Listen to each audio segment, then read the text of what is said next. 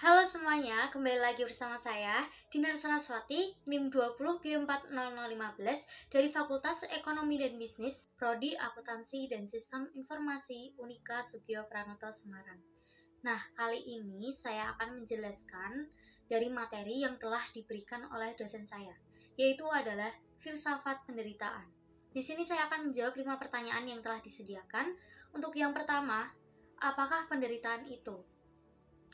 Menurut Kamus Besar Bahasa Indonesia, penderitaan didefinisikan sebagai keadaan yang menyedihkan yang harus ditanggung. Sedangkan menurut Merriam-Webster Dictionary, mendefinisikan penderitaan sebagai kondisi atau pengalaman seseorang yang menderita. Contohnya, pengalaman rasa sakit, bencana alam, kecelakaan, dan kematian. Jika kita melihat dari sisi emosi kepribadian, struktur organisasi kehidupan yang ditentukan oleh faktor terpenting yaitu otak, karena otak adalah penentu kepribadian manusia. Konsep kepribadian diri terkait erat dengan 3 istilah, yaitu ada atensi, persepsi, dan memori. Atensi ini adalah suatu usaha mengendalikan fungsi pikiran secara nyata dan jelas terhadap beberapa kemungkinan objek secara simultan atau terhadap rangkaian pemikiran. Untuk persepsi, secara etimologis, persepsi berasal dari bahasa Latin, yaitu perceptio atau percipio, yang artinya adalah proses menerima kesadaran atau pengertian akan lingkungan dengan mengordinir dan menginterpretasikan apa yang didapat dari informasi sensorik. Untuk memori, ini artinya sesuatu proses yang ada dalam otak manusia untuk menerima, mengolah, menyimpan, dan untuk kemudian digunakan kembali di kemudian hari. Nah, 3 macam proses utama dalam memori ini adalah encoding, storage, dan retrieval.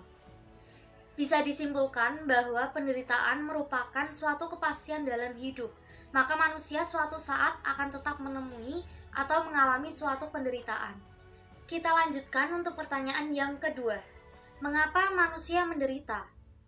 Beberapa teori mengatakan bahwa manusia menderita karena mereka adalah makhluk sosial. Semua dapat emosi, kemampuan berkomunikasi, interaksi antar manusia yang berisiko menimbulkan konflik, sakit hati, kecelakaan, penyakit, penolakan, dan berbagai penderitaan yang lain. Itu semua merupakan konsekuensi karena manusia adalah makhluk sosial. Lalu yang ketiga, apakah manusia ini harus menderita? Nah, seharusnya manusia tidak harus mengalami penderitaan. Tetapi menurut pandangan Maslow, manusia membutuhkan penderitaan supaya menemukan jati dirinya sebagai makhluk sosial yang paling sejati. Lalu yang keempat, bagaimana penderitaan mengubah kemanusiaan?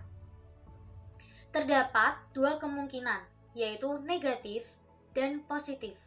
Untuk yang negatif, di sini saya akan mencontohkan dari kasus Phineas Gage yang semula dikenal sebagai pemuda yang sopan, pekerja keras, bisa diandalkan. Lalu sejak peristiwa yang ia alami, ia berubah menjadi pribadi yang kasar, malas, mudah marah, suka membentak, dan tidak lagi termotivasi sebagai pekerja.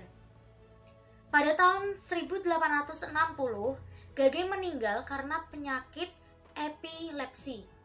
Perubahan tersebut disebabkan karena kerusakan jaringan otak akibat logam yang menancap kepalanya dan merusak jaringan otak yang mengatur kepribadian manusia.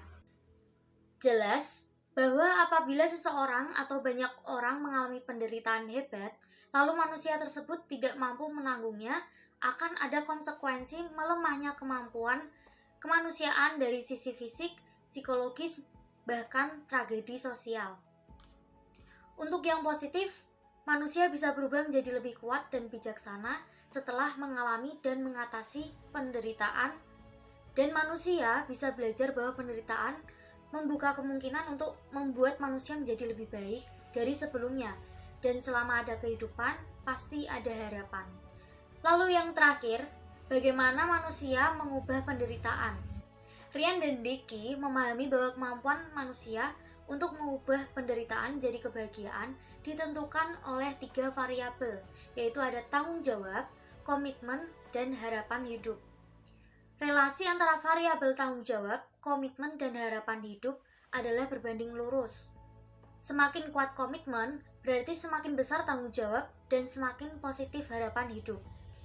Semakin positif harapan hidup, berarti semakin besar tingkat tanggung jawab dan semakin kuat komitmen. Sebaliknya, semakin lemah komitmen, maka semakin negatif harapan hidup, semakin rendah juga tanggung jawab individu. Sekian presentasi dari saya. Maaf jika ada kata-kata yang kurang tepat. Terima kasih.